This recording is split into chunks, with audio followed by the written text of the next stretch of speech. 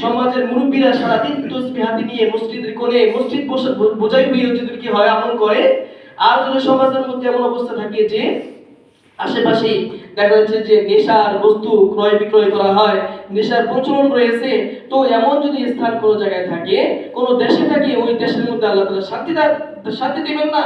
একের পর এক ফিতনা ফাসাদ ওই এলাকায় আল্লাহ তাআলা দিবেন।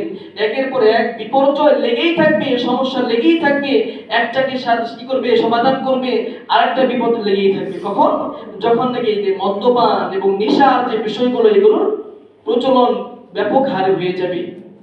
এজন্য এটাটুকু আমরা নিজেরা, নিজেদের পরিবার, নিজেদের সমাজ, ভাই ব্রাদার যারা রয়েছে, এই নেশা জাতীয় যে বস্তুগুলো রয়েছে এখান থেকে তাদেরকে বিরত রাখার জন্য আমরা নসিহত করি, বলি, চেষ্টা করি, তাদেরকে বোঝানোর জন্য আমরা চেষ্টা করি। আমরাও যে তাদের কারণে বিপদ আসবে এলাকার মধ্যে, আমরাও সেই বিপদের মধ্যে কি হয়ে যাব, গ্রেফতার হয়ে যাব, আমরাও ক্ষতিগ্রস্ত হয়ে যাব। এই জন্য আমাদের বাঁচার জন্য তাদেরকে কি করতে হবে, তাদেরকে বারণ করতে হবে, বাধা দিতে হবে। কোনোভাবেই এই অন্যায় কাজ, নেশা জাতীয় জিনিস, মাদক দ্রব্য ক্রয় বিক্রয় বা সহযোগিতা করা, পরামর্শ দেওয়া, জায়গা দেওয়া, নিজের স্থানে করা, এটা কোনোভাবে তারা করতে না পারে, তাদেরকে একটু বুঝিয়ে সমঝিয়ে ভালোভাবে তাদেরকে পালন করার জন্য, বাধা দেওয়ার জন্য চেষ্টা করা।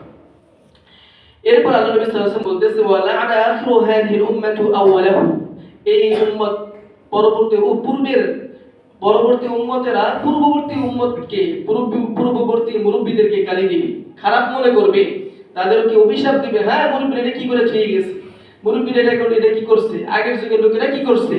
এই যে পরবর্তী ব্যক্তিরা পূর্বের লোকদেরকে গালিগালাজ করবে। পূর্ববর্তী লোকেরা যা করছে না, আমরা ঠিক হয়ে যাই। অনেকেই বলে যে পূর্ববর্তী লোকেরা, আমাদের মুরব্বীরা তো এই যে 40 খাওয়ানো, এই মিলাদ কিয়াম, তারাই তো প্রচলন করে ছুঁয়ে গেছে। তারপরে বিভিন্ন অন্যায় কাজগুলো দেখা যাচ্ছে যে বিভিন্ন যেখানে যেরকম ভাবে আছে, আমাদের মুরব্বীরা এগুলো করে ঠিক আছে, তারা তো পালন করে ঠিক হতো না। না, তাদেরকে দোষ না দেওয়া, এরকম দোষ দিয়ে ধরা হয়।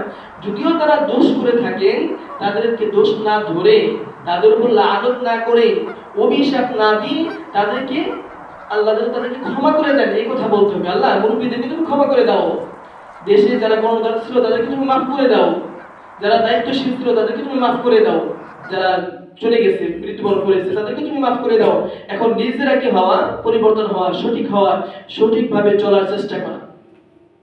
আর যখন কি করবে, পরবর্তী ব্যক্তিরা পূর্বের লোকদেরকে লানত করে অভিশাপ করবে, তাদের উপর কি আসবে, একের পর এক বিপর্যয় আসতেই থাকবে। তখন আল্লাহ নবী সাল্লাল্লাহু আলাইহি ওয়াসাল্লাম 15টি কথা বলার পর বলতেছেন, ফালিয়ারতাকিবু